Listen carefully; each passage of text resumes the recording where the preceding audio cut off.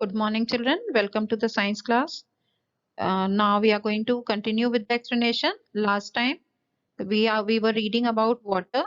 So one more topic of water was left, then water cycle and weather. We are going to complete the chapter today. So let us begin. Underground water. This is also a source of water from where we get drinking water. When it rains, some of the water seeps into the ground. You can see when it rains, the water goes through the layers of soil inside and gets collected near the bedrock. In class 3, you must have read about the layers of the soil: topsoil, subsoil, and bedrock. So there is rocks below, and the water gets collected on those non-porous rocks. Non-porous means through which the water cannot pass through. Those are non-porous rocks. So let us read. While passing through the layers of soil and porous rocks, water gets filtered and reaches underground. It gets collected on top of layer of non-porous rocks. This water is called underground water. So children, you must remember that this underground water is the water which is found under the ground and collected over the non-porous rocks. And also the water is clean and safe for drinking. This water and the level of underground water in an area is called water table. This is also important point. So you should remember that what is water table? The water collected that is clean and safe for drinking, and its level underground is called water table. At dry places, water table is very low. Water is very precious resource. You all know 97% of water on earth is not at all drinkable. That is sea water, that is salty, we cannot drink it. Only 3% is drinking water or fresh water, and out of that only 1% is available. Others all 2-3% is frozen in glaciers and mountains. So it is very important that we use water very carefully. We should use it carefully and we should not waste it at all. So we get this underground water through hand pump and wells. Now water cycle. You can see water cycle here. Let us read first. Heat of the sun evaporates water in oceans, rivers, lakes, ponds, and forms water vapor. Water vapor rises up in the air. At a very high levels in the sky, the air is very cold. Now see, this water is rising up, this water vapor, and it is going up high in the air, and when it reaches there, the air is very cold. When the water vapor comes in contact with the cool air, it condenses to form tiny droplets of water. Now when it reaches up, it condenses and forms tiny droplets of water. These tiny droplets gather together to form clouds. These droplets in the clouds further cool down and form bigger drops of water. These drops hang in the clouds until they get too heavy to hang in the air. Finally, the heavy drops of water come down as rain on earth. This rainwater flows down into different water bodies. Now you can see rain is falling, it is flowing down into different water bodies, and some water is going inside the ground. So this will become underground water. The cyclic movement of water in nature is called water cycle. You can see here now this picture again. I will show you how this water vapor is forming. Then it is going up, forming the clouds. Then up there is air is cool. So this water changes into water drops and it becomes very heavy. Then they start falling down as rain. And then the water reaches down, it flows back into water bodies, and some water goes inside the ground and forms the underground water. So this cyclic movement in circle is known as water cycle. Now weather, what is weather? Weather is all around us. It changes mainly due to the heat of the sun and rotation of the earth. So rotation of the earth on its axis and also due to the heat of the sun, these two factors are responsible for changes in weather.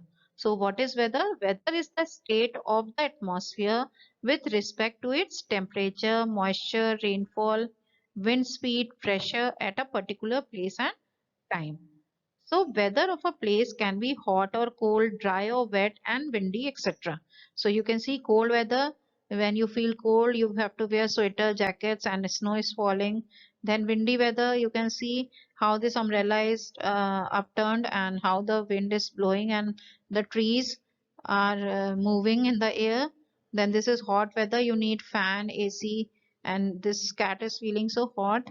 And then this is wet weather. You can see how the rain is falling and you need umbrella to walk through the road. So these are the weathers which change due to the sun and also due to the rotation of the earth. Now the sun and the weather change. You all know that rotation of the earth on its axis causes day and night. You all know this is how the earth rotates. This is rotation process. So whichever part of the earth faces the sun has day and the other part has night. The part of the earth facing the sun has day and the part of the earth away from the sun has night. So this is how the day and night are caused.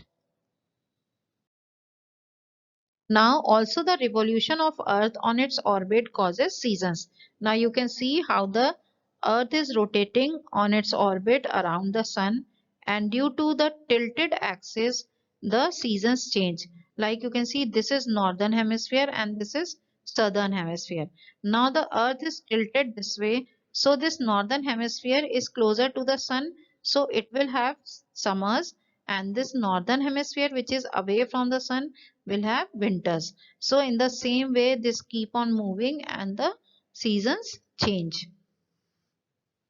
Due to the inclination of the earth on its axis. Inclination means to bend on an angle. The hemisphere closer to the sun has warmer and longer days. So this portion will have warmer and longer days. So it experiences summer season. The hemisphere away from the sun has shorter and colder days. So it experiences winter season. In India, there are mainly 5 seasons. They are summer, rainy, autumn, winter, and spring seasons. During a particular season, the weather changes from hour to hour and from day to day. So it is not that the weather will remain same throughout the day. You can see sometimes it's very foggy in the morning. Then after 11 o'clock, the sun rises and it becomes sunny weather. So the changes in the weather from hour to hour and day to day keep occurring every day. So that is the weather change. Weather is changing every time, but seasons are for 3-4 months. Now, sun causes winds to blow. How the sun causes, you have read already, sea breeze and land breeze. That is all. That is the way the wind is caused. So we will see again how the daytime the sun rises and it makes the land heat. Then see this 90 degree Fahrenheit and here the water is 65 degree Fahrenheit. In the daytime the land is more hot as compared to the water. So what happens? The air above the land also becomes hot and it rises up. When it rises up, the cool air on the sea or river comes this side and takes the place of the hot air, because cool air is heavy, so it remains near the ground only. It cannot rise up, so it comes this side near the ground, and when it gets heated up, it again goes up. In the same way, this cycle goes on and the wind starts blowing. Wind will blow from sea to land in the daytime. Warm air being lighter rises up, cold air rushes in to take its place. This movement of air is called wind. Thus the sun causes winds to blow. So you should know what causes winds to blow.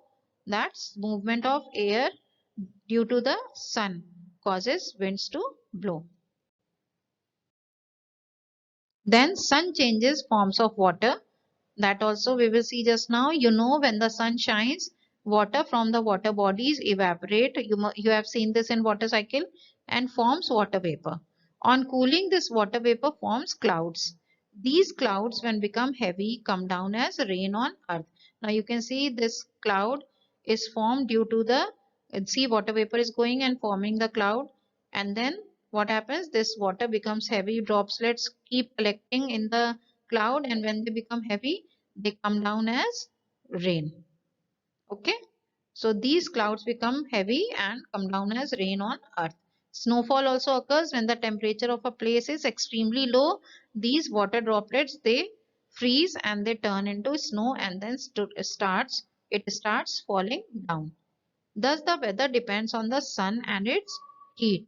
So, we all know now that weather changes are due to the sun only. Okay, children. So, we come to the end of this chapter.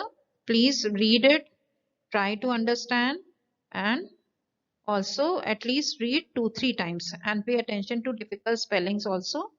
Okay, see you in the next class with exercises. Thank you. Have a nice day.